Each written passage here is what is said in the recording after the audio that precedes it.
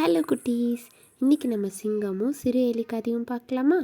ஒரு காட்டில் ஒரு சிங்கம் நல்லா தூங்கிட்டு இருந்துதான். அப்போது அந்த வழியில் ஒரு எலிக்குட்டி நடந்து போயிட்டுருக்கும்போது தெரியாமல் சிங்கத்து மேலே ஏறிடுச்சான். சிங்கத்துக்கு தூக்கம் கழிஞ்சு போய் ரொம்ப கோவம் வந்துடுச்சான்.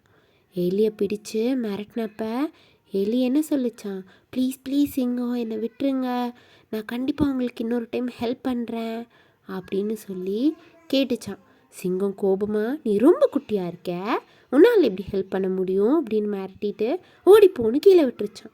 எலியும் குடுகுடுன்னு ஓடி போயிடுச்சான். அப்புறம் இன்னொரு நாள் சிங்கம் நல்லா தூங்கிட்டு இருந்தப்ப பின்னாடி ஒரு வேடன் ஹண்டர் வந்தாங்களாம். அவர் என்ன பண்ணாராம், மேலே ஃபுல்லாக வலை போட்டு சிங்கத்தை மூடி வச்சுட்டு போயிட்டாராம் பிடிச்சிக்கலான்னு. அப்போது சிங்கம் தப்பிக்கிறதுக்கு கத்தி கத்தி பார்த்து டயர்டாகி படுத்திருச்சான்.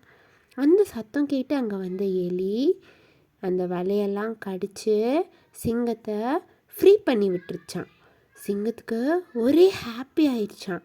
தேங்க்ஸ் எலி, நீ சொன்ன மாதிரியே எனக்கு ஹெல்ப் பண்ணிட்ட அப்படின்னு சொல்லி எலியும் சிங்கமும் நல்ல ஃப்ரெண்ட்ஸ் ஆகிட்டாங்களாம். டெய்லியும் ஜாலியாக பேசி விளையாடுவாங்களாம்.